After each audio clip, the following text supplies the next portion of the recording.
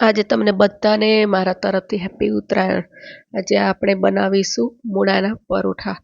અત્યારે મૂળ બજારમાં ખૂબ જ સરસ મળતા હોય છે, તો અહીંયા આપણે મૂલી કે પરાઠે બી કહેવાય છે, તો આપણે બનાવીશું।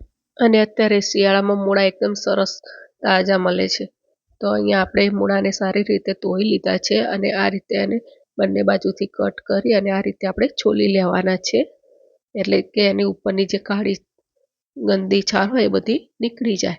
હવે અહીંયા આપણે મૂળાને આ રીતે છીણી લેવાના છે, તો તમારી જોડે મોટી છીણ હોય તો એ પણ ચાલે અને નાની હોય તો પણ ચાલે, પણ વણવા માટે ચીણી છીણ કરશો તો વધારે બેટર છે। તો આ રીતે બધા મૂળાને છીણીને એની અંદર 1 ચમચી આપણે મીઠું એડ કરીને એને 10 મિનિટ માટે રેસ્ટ આપીશું।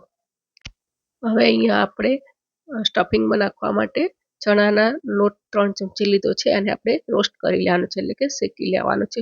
લગભગ 2 થી 3 મિનિટ સુધી આપણે શેકી લઈશું।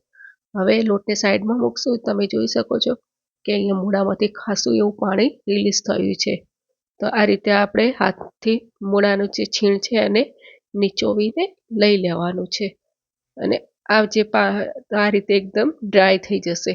હવે આ પાણી છે એનો આપણે ઉપયોગ કરવાનો છે, ફેંકવાનું નથી, તો એને આપણે સાઈડમાં રાખશું। હવે અહીંયા હું 2 કપ ઘઉંનો લોટ લેવું છું, એની અંદર સ્વાદ પ્રમાણે મીઠું અને જે મૂળાનું પાણી હતું ને એ આપણે લોટ બાંધવામાં યુઝ કરીશું, અને આ રીતે સોફ્ટ એવો રોટલી જેવો લોટ બાંધવાનો છે। તો આ રીતે લોટ બંધાઈ જાય ત્યારબાદ એને થોડી વાર સાઈડમાં મૂકશું। હવે જે મૂળાની છીણ છે એની અંદર જે આપણે ચણાનો લોટ રોસ્ટ શેકીને રાખ્યો હતો એ આપણે 3 ચમચી એડ કરીશું, અડધી ચમચી અજમો, અને અડધા કપ જેટલા મૂળાના પાન ઝીણા સમારીને લીધા છે, અને અડધો કપ જેટલો આપણે કોથમીર એડ કરીશું। આદુ મરચાંની પેસ્ટ લઈશું અડધી ચમચી, ત્યારબાદ હાફ ટીસ્પૂન હળદર, મરચું હાફ ટીસ્પૂન, 1 ટીસ્પૂન આમચૂર પાવડર લેવાનો છે, અને હાફ ટીસ્પૂન ગરમ મસાલો। એ આમચૂરના લીધે આપણા મૂળાનો ટેસ્ટ ખૂબ જ ખટ્ટો મીઠો આવશે। તો આ રીતે આપણું સ્ટફિંગ તૈયાર છે। હવે અહીંયા રોટલીનો એક મોટો લુવો લેવાનો છે, અને એને આ રીતે મોટો એક બોલ બનાવી દઈશું, એટલે કે લુવો લઈને આ રીતે રોટ પાટલી ઉપર આપણે એને થોડુંક વણવાનો છે, બસ આટલો વણી લેવાનો।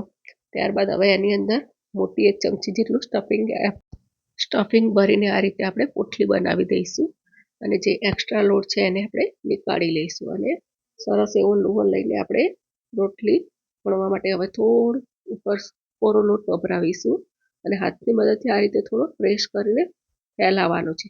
ત્યારબાદ આપણે વેલણની મદદથી આટલું મીડિયમ સાઇઝનો વણી લેવાનો છે। એ થિકનેસ તમે જાડી પતલી તમારી રીતે રાખી શકો છો। હવે અહીંયા લોટીને ગરમ કરવા મૂકી હતી, તો એની ઉપર આપણે શેકી લઈશું। તો અહીંયા હું 1 ચમચી ઘી રેડી નાખીને આપણે પરાઠાને શેકી લઈશું, અને ધીમી આંચ ઉપર જ આ પરાઠાને શેકવાના છે, કે જેથી અંદરનો મૂળાનો ભાગ પણ શેકાઈ જાય। તો તૈયાર છે આપણા મૂળાના પરોઠા। તો રેડી છે આપણે મૂલી કે પરાઠે, અને એને તમે દહીં સાથે સર્વ કરશો કે ગ્રીન ચટણી સાથે સર્વ કરશો તો ખૂબ જ સરસ લાગશે। તો મળશું નવા વિડીયો સાથે, બાય।